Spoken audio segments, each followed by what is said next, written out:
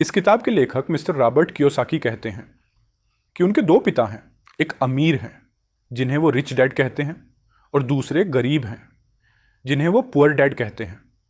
इस किताब में उन्होंने अपने दोनों पिता के विचारों से जो सीख ली है उसी के बारे में है। जैसे कि अमीर कैसे बना जाए, अमीर बनने के लिए क्या क्या करना पड़ेगा, लोग पैसा कमाने के बारे में कैसे सोचते हैं, पैसा कमाने की शुरुआत कैसे की जाए आदि। ये किताब लोगों के अंदर फाइनेंशियल अवेयरनेस, आर्थिक जागरूकता पैदा करेगी। आइए इस किताब की समरी देखते हैं। लेखक के एक पिता बहुत ही पढ़े लिखे थे, उन्होंने पीएचडी भी करा था और उनके दूसरे पिता ने अपनी स्कूल की पढ़ाई भी नहीं पूरी करी थी। दोनों ही अपने अपने कैरियर में सफल थे। एक फाइनेंशियल पैसों की समस्या से जूझ रहे थे और दूसरे उनके शहर के सबसे अमीर व्यक्तियों में से एक थे। जब वे पैसे के बारे में बात करते थे तो दोनों के नजरिए भी अलग अलग थे। एक का मानना था कि पैसों के प्रति प्यार ही सभी प्रकार की समस्याओं की जड़ी डीडीएच है और दूसरे का मानना था कि पैसों की कमी ही सभी समस्याओं की जड़ी डीडीएच है। अब लेखक के बचपन में उनके सामने सबसे बड़ी दुविधा थी यह थी कि वह किसकी सुने, अपने रिच डैड की या पुअर डैड की, क्योंकि पैसों के बारे में दोनों के नजरिए पूरी तरह से अलग थे। हालांकि लेखक के दोनों पिता ही लेखक की भलाई चाहते थे। उनके पुअर डैड को हमेशा यह कहने की आदत थी कि हम ये नहीं ले सकते हैं, हम वो ले नहीं सकते हैं। वही उनके रिच डैड इस शब्द कभी भी उपयोग नहीं करते थे।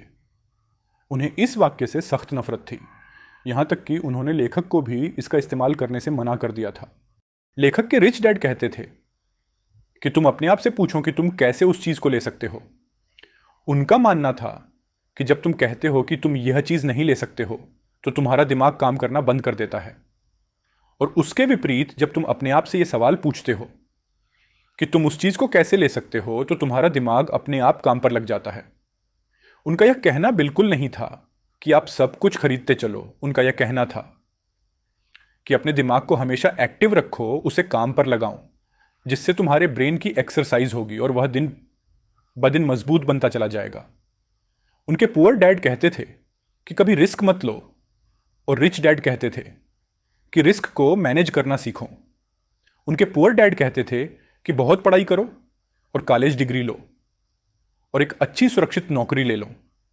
वही रिच डैड कहते थे कि पढ़ाई करो और पैसा कैसे काम करता है वह सीखो, पैसों के लिए काम मत करो बल्कि पैसों को तुम्हारे लिए काम पर लगाओ।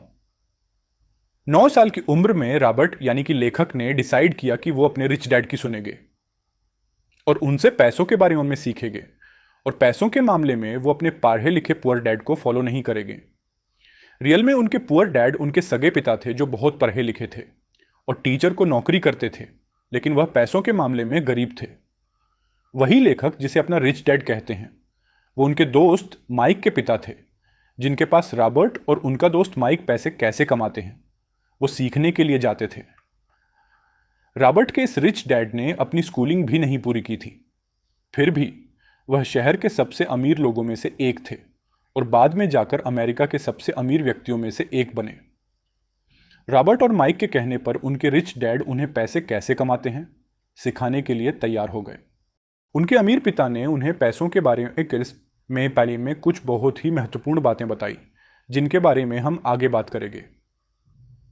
अमीर पिता ने उन्हें कहा कि आप कितना पैसा कमाते हो यह महत्वपूर्ण नहीं है, महत्वपूर्ण यह है कि कितना पैसा आप बचाते हो।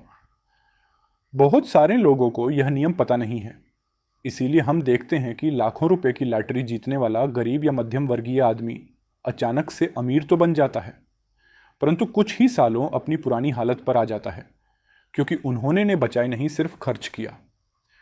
हम यह भी देखते हैं कि कोई खिलाड़ी जो 25 से 30 साल की उम्र में करोड़ों रुपए कमा रहा था, पर उसके 10 से 15 साल बाद उसके पास कुछ नहीं बचा है, वह बेघर हो गया है और उसे अपना खर्च चलाने के लिए बसें साफ करना पड़ीडीएच रहा है। क्या आप उस खिलाड़ी का नाम बता सकते हैं? सोचिए जरा। लंबे समय में आप कितना पैसा कमाते हैं वो मैटर नहीं करता है, अब कितना पैसे आप बचाते हैं वो मैटर करता है। आइए इसे थोड़ा और डिटेल में देखते हैं। सबसे पहले आपको एसेट, संपत्ति, और लायबिलिटीज, देनदारी क्या होता है उसे समझना होगा और उनके बीच का अंतर भी समझना होगा। रिच डैड ने उन्हें साधारण भाषा में समझाया कि एसेट आपकी जेब में पैसे डालते हैं, वही लायबिलिटीज़ आपकी जेब से पैसे निकालती हैं। यदि आपको अमीर बनना है तो आपको एसेट खरीदने होंगे, और यदि आपको गरीब और मध्यम वर्गीय बनना है तो आपको लायबिलिटीज़ खरीदने होंगे। कोई भी अमीर आदमी पढ़ा लिखा हो या ना हो, लेकिन वह फाइनेंशियली लिटरेट, आर्थिक रूप से पढ़ा लिखा जरूर होता है। यानी पैसा कैसे काम करता है यह उसे जरूर पता होता है। पैसा कैसे काम करता है यह किसी भी स्कूल और कॉलेजेस में भी नहीं सिखाई जाती है। हर आदमी का एक इनकम स्टेटमेंट, आय विवरण, बैलेंस शीट और कैश फ्लो, पैसे का बहाव होता है। इनकम स्टेटमेंट में दो भाग होता है, एक इनकम कमाई और दूसरा एक्सपेंसेस खर्चा। ये आपको बताता है कि आपने कितने पैसे कमाए हैं और कितने खर्च किए हैं, तथा सब खर्च निकालने के बाद आपके पास कुल कितना पैसा बचा है, कुछ बचा भी है या नहीं। बैलेंस शीट में भी दो भाग होते हैं, एक एसेट संपत्ति और दूसरी लायबिलिटीज देनदारी।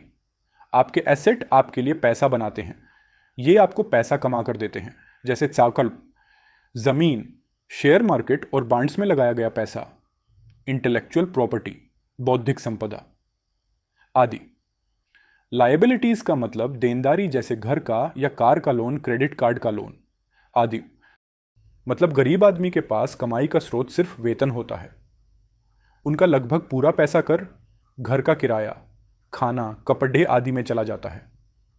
महीने के अंत में अधिकतर इनके पास न के बराबर पैसा बचता है या कुछ नहीं बचता है। अब गरीब आदमी की बैलेंस शीट देखते हैं। गरीब आदमी का एसेट्स का कॉलम हमेशा खाली रहता है। वह इसीलिए होता है क्योंकि उनके पास महीने के अंत में कुछ नहीं बचता है। यदि बचता भी है तो वह उसे एसेट्स में नहीं लगाते हैं, बल्कि वह उसे टेलीविज़न आदि जैसे मनोरंजन साधन खरीदने में खर्च कर देते हैं। ऐसा इसीलिए होता है क्योंकि उन्हें किसी ने एसेट्स के बारे किसी ने बताया नहीं होता, न ही स्कूल में, न माँ बाप ने और न ही दोस्तों ने। लायबिलिटीज़ वह खरीद नहीं पाते हैं क्योंकि उनके पास उतने पैसे बचते ही नहीं हैं। मध्यम वर्गीय लोगों का एक सेट पैटर्न होता है। जिनकी जल्दी में शादी हुई है वह पहले किसी नए शहर में किराए पर रहने लगते हैं, फिर खुद का नया घर लेने के बारे में सोचते हैं और नया घर लेने के बाद वह फर्नीचर लेते हैं। फिर जैसे जैसे इनकी आय बढ़ती जाती है वह वैसे वैसे वो कार और कुछ दूसरा सामान लेने लगते हैं। फिर उनका लायबिलिटीज़ का column home loan, car loan आदि से भर जाता है। इसके बाद लोन की किस्तों के वजह से उनका खर्चा बढ़ता है और उनकी पूरी सैलरी उनके मासिक खर्चे में ही चली जाती है। इस प्रकार उनका पूरा एसेट्स का कॉलम खाली ही रह जाता है। अमीर आदमी के एसेट उनके लिए पैसा कमाते हैं। लेखक के गरीब पिता का लगभग सारी सैलरी उनके मासिक खर्चे में ही चली जाती थी और उनके अमीर पिता कई सालों से एसेट में पैसा लगा रहे थे, जिसके कारण उनका एसेट कॉलम उनकी लायबिलिटीज से बहुत बड़ा हो चुका था, जो अब उनके एसेट उनके खर्चे से ज़्यादा पैसे बना रहे थे। लेखक के अमीर पिता भले ही प्याढ़े लिखे नहीं थे, लेकिन वह पूरी तरह से फाइनेंशियली लिटरेट थे और पैसा काम कैसे करता है उन्हें यह बहुत ही अच्छी तरह से पता था। चाहे आदमी गरीब हो या अमीर, उसे पैसे तो कमाना आता है, लेकिन उसे पैसे को मैनेज करना नहीं आता है। उन्हें बहुत हार्डवर्क करना तो आता है, लेकिन अपने पैसों से हार्डवर्क करवाना नहीं आता है। वह बस खुद ही काम करते रहते हैं, अपने पैसों को काम पर नहीं लगाते हैं। जैसे जैसे उनकी कमाई बढ़ती है उसी के अनुपात में उनके खर्चे भी बढ़ते रहते हैं और उन्हें लगता है कि ज़्यादा पैसे आने से उनकी सारी समस्या का समाधान हो जाएगा। इसलिए वो लगातार अपनी सैलरी बढ़ाने के लिए मेहनत करते रहते हैं, चाहे उनका वेतन कितना भी बढ़ जाए, और उनकी आर्थिक समस्या कभी खत्म नहीं होती है। वो यह कभी नहीं समझते हैं कि उनकी असली समस्या यह है कि उनके पास जो पैसा है उसे वह खर्च कैसे कर रहे हैं, उसका उपयोग कैसे कर रहे हैं, और यह समस्या फाइनेंशियल इलिटरेसी की वजह से है। सबसे पहली बात जो आपको माननी चाहिए वह यह है कि सबसे पहले खुद को पे करो। जो भी पैसा आप कमाते हैं उसमें से कुछ हिस्सा अपने लिए रखो, यानी कि अपने लिए पैसे बचाओ, और उन बचे हुए पैसों से ऐसे एसेट खरीदो जो आपके लिए पैसा बना सके, यानी आपको पैसा कमा कर दे सकें। अमीर और गरीब लोगों ने सबसे बड़ा अंतर यह होता है कि गरीब लोग पहले सब पैसे खर्च कर लेते हैं, फिर आखिर में अपने लिए रखने का सोचते हैं। जिसकी वजह से ज़्यादातर समय वह अपने लिए कुछ भी नहीं बचा पाते हैं और अंत में नहीं वह उसे किसी एसेट में निवेश कर पाते हैं। वही अमीर लोग सबसे पहले अपने लिए पैसे बचाते हैं और उसके बाद अपने खर्चे करते हैं। यह करने के लिए बहुत ही प्रयास और सेल्फ डिसिप्लिन की ज़रूरत पड़ती है। कई बार आपके सामने कुछ आर्थिक समस्या आएगी, फिर भी आपको सबसे पहले खुद को ही पे करना है और उसे बचाना है। जब आप अपने ऊपर सेल्फ डिसिप्लिन करना सीख जाएंगे तो समझ लीजिए कि आपने अमीर बनने की तरफ अपना पहला कदम बढ़ा लिया है। खुद को पहले पे करने वाले आदमी के एसेट का कॉलम कभी भर चुका है, जिससे वह अपने अन्य खर्चे देखता है और उसमें जो बचता है उसे वह फिर से एसेट में ही निवेश करता है, ताकि उसे अपने वेतन पर ही पूरी तरह से निर्भर न रहना पड़ रहे। वहीं पर पहले खर्च करने वाले आदमी की सारी सैलरी उसके खर्च में ही निकल जाती है और उसके पास न के बराबर पैसे बचते हैं या नहीं बचते हैं, जिससे वह अपने एसेट कॉलम को नहीं भर पाता है। यहाँ सबसे महत्वपूर्ण बात यह निकल कर आती है कि अमीर लोग सबसे पहले एसेट वाले कॉलम पर फोकस करते हैं और गरीब लोग इनकम स्टेटमेंट पर फोकस करते हैं। अमीर लोग अपना पैसा को बिजनेस, शेयर, सरकारी बॉन्ड और रियल एस्टेट में निवेश करते हैं। वह कई और जगह भी पैसा लगाते हैं जहां से उन्हें एक रेगुलर इनकम मिलती रहे। उनका यह निवेश उनके लिए एसेट हैं जो उनके लिए पैसा कमाते हैं। जो एसेट आपको पसंद है, आपको उनमें निवेश करना चाहिए। आपको यह पता करना चाहिए कि कौन कौन से एसेट की श्रेणियां आपको अच्छी लगती हैं। उसके बारे में बहुत ही गहराई में जाकर अध्ययन करना चाहिए, जानकारी लेनी चाहिए, जैसे वह आगे आने वाले समय में किस प्रकार का आपको मुनाफा दिलाएगी, उस एसेट से कोई अन्य स्रोत भी बन पाएगा या नहीं। लेखक को बिल्डिंग और ज़मीनें बहुत पसंद हैं। इसके अलावा उन्हें इसकी गहरी समझ भी है, इसलिए वो इसमें ज़्यादा से ज़्यादा निवेश करते हैं। उन्हें छोटी कंपनियों में भी काफ़ी जांच परख करके निवेश करना पसंद है। यहाँ पर एक और महत्वपूर्ण बात यह है कि अमीर लोग महंगे बंगले, आभूषण, बढ़ी गादी आदि लग्जरी की चीज़ें आखिर में खरीदते हैं। सबसे पहले वो एसेट्स खरीदते हैं जहाँ से उन्हें कमाई होती है, और इसी जगह पर गरीब और मध्यम वर्ग के लोग लग्जरी चीज़ें पहले खरीदते हैं। अमीर लोग सबसे पहले अपना एसेट का कॉलम मजबूत करते हैं, फिर उस एसेट से मिलने वाली कमाई से वह अपने लिए लग्जरी का सामान खरीदते हैं। अगर उन्हें कोई महंगी चीज़ खरीदनी है तो वह पहले सोचते हैं किस तरह से अपने एसेट कॉलम को मजबूत किया जा सकता है, जिससे एसेट से मिलने वाली कमाई बढ़ेगी और उस कमाई से वह उस महंगी चीज़ को खरीदेंगे। वह लगातार अपने दिमाग का उपयोग करते हैं, उसे एक्सरसाइज करवाते हैं, जिससे उन्हें पैसे कमाने के नए नए विचार मिलते रहते हैं। इस तरह वह लग्जरी का सामान खरीदने से पहले वह अपनी कमाई तथा उसके स्रोत बढ़ाने के बारे में पहले सोचते हैं। वहीं पर अन्य लोगों का एक ही कमाई का स्रोत होता है, वह है नौकरी। और जब वह कोई लग्जरी का सामान खरीदते हैं तो उनका पूरी आर्थिक स्थिति बिगड़ जाती है। जिन गरीब या मध्यम वर्गीय लोगों की लॉटरी लगती है, वह भी अपनी एसेट पर निवेश करने के बजाय खर्च बढ़ाते जाते हैं। इस तरह कुछ साल के बाद फिर से अपनी पुरानी आर्थिक स्थिति पर आ जाते हैं। यहाँ पर इनकम समस्या नहीं है, समस्या यह है कि उसका प्रबंधन यानी मैनेजमेंट, यानी कि आप किस तरह आप उन पैसों का उपयोग कर रहे हैं।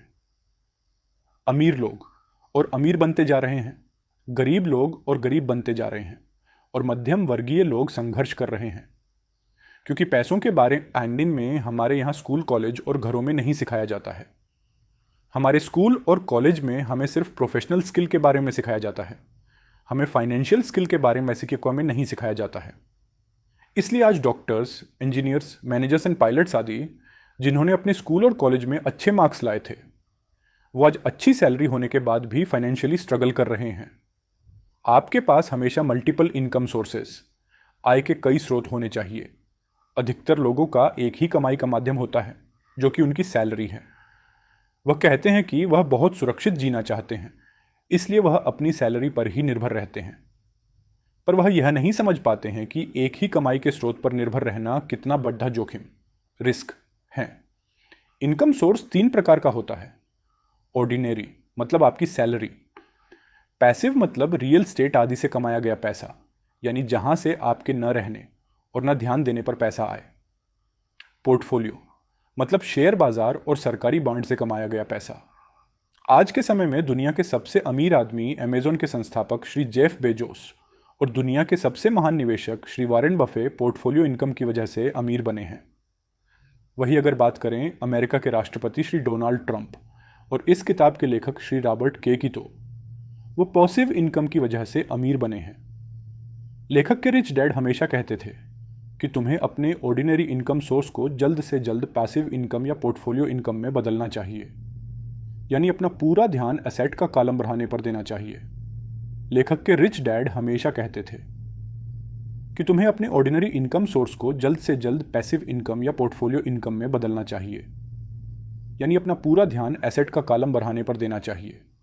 अगर आपके पास अच्छे अवसर अपॉर्चुनिटीज़ आ रहे हैं लेकिन आपके पैसा ही नहीं है, या अवसर आपके सामने हैं लेकिन आपको दिख नहीं रहा है, तो उसका मतलब है कि आपके पास फाइनेंशियल इंटेलिजेंस नहीं है। दिमाग हमारा सबसे पावरफुल एसेट है। अगर उसे हम अच्छे से ट्रेन करते हैं तो आपको कई अच्छे अवसर ढूंढने में और अच्छे अवसर उत्पन्न करने में मदद मिलेगी, जिससे आप बहुत अच्छी कमाई कर सकते हैं। Focus on learning not earning. आपको लर्निंग पर फोकस करना होगा, अपने दिमाग को फाइनेंशियली ट्रेंड करना होगा। आपका माइंड फाइनेंशियली ट्रेंड होगा तभी वह नए फाइनेंशियल अवसरों को देख पाएगा। कोई भी चीज़ सीखते हुए आपको अपना माइंड खुला रखना चाहिए। आज के समय में बहुत सारे लोग जब उनके सामने कोई नया विचार आता है तो उसे सही से नहीं सुनते हैं या अनसुना कर देते हैं। वहीं पर जो सही में बुद्धिमान होते हैं वह नए विचारों का खुले मन से स्वागत करते हैं, उसे तुरंत नोट कर लेते हैं। वह बोलने से ज़्यादा सुनने पर फोकस करते हैं। आज के समय में जो अलग अलग एसेट्स हैं जैसे कि ज़मीन, शेयर बाजार, सरकारी बांड, नए बिजनेस आदि, आपको किसी में भी निवेश करने से पहले अपना दिमाग खुला रखकर उसका अध्ययन स्टडी करना होगा। जो लोग लर्न की जगह अर्न पर फोकस करते हैं वह पैसा तो कमाते हैं लेकिन उसे अच्छे से मैनेज नहीं कर पाते हैं, फिर आगे चलाकर किसी न किसी फाइनेंशियल समस्या में फंसते रहते हैं। फाइनेंशियल नॉलेज न होने की वजह से लोग अपने आसपास चल रही जल्दी से अमीर बनने वाली किसी योजना में किसी के कहने पर पैसा लगा देते हैं, फिर उसके बाद वह कंपनी उनका पैसा लेकर भाग जाती है।